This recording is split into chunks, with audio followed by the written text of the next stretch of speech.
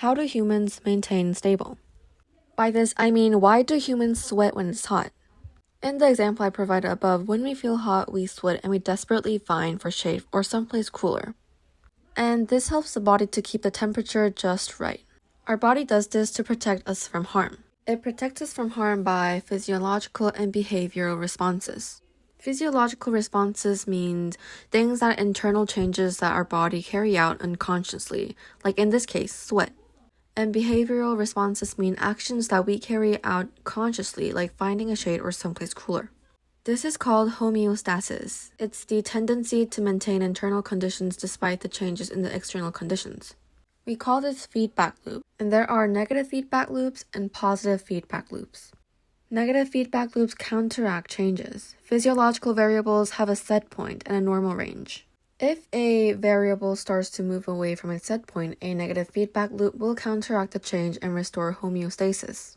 For example, if a person's body temperature rises far enough above the typical set point of 37 Celsius, responses such as sweating will counteract this change and cool the body down. Similarly, if body temperature drops too low, responses such as shivering will counteract the change and warm the body up. The overall result is that the body is kept at a relatively stable temperature, which is ideal for cellular functions. Now, moving on to positive feedback loops.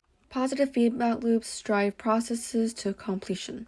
In contrast to negative feedback loops, which counteract a physiological change, positive feedback loops amplify signals to help complete physiological processes. For example, during childbirth, the baby's head presses on the cervix and activates neurons in the mother's brain. These neurons trigger a release of the hormone oxytocin from the pituitary gland. Oxytocin increases the frequency and intensity of uterine contractions, which helps push the baby's head downward, increasing pressure on the cervix. This causes a release of even more oxytocin and produces even stronger contractions.